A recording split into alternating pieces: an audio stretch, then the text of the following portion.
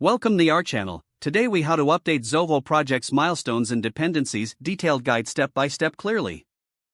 To begin, sign in to your Zoho Projects account. Navigate to the specific project where you want to update milestones and dependencies.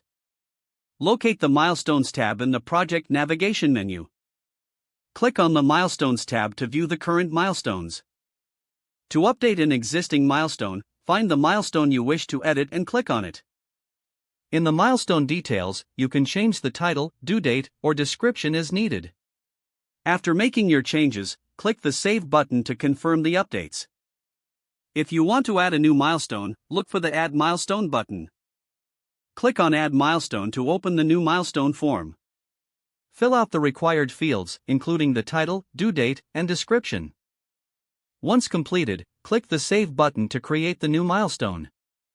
Next, to set dependencies between milestones, go back to the Milestones tab. Select the milestone that you wish to create a dependency for.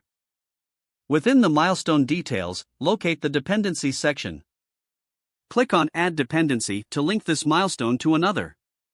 Choose the milestone that this one will depend on from the drop-down list. Confirm your selection and click Save to establish the dependency. Repeat this process for any additional dependencies you need to set. You can always return to the Milestones tab to review or make changes to dependencies as necessary. Remember to monitor your project timeline for any adjustments that may be needed following these updates. By following these steps, you will ensure that your project milestones and their dependencies are up to date, enhancing project tracking and management. If the page does not load, refresh the browser or try again in a private or incognito window. Make sure you are using the correct email address, then retype it carefully to avoid small typos. If your password is not accepted, use the Reset option and create a new strong password you can remember. Check your spam folder for verification or security emails, then complete any requested confirmation steps. Enable two-factor authentication if available to improve account security and reduce unauthorized access risk. After signing in, review your profile details so your contact information and settings are accurate and current.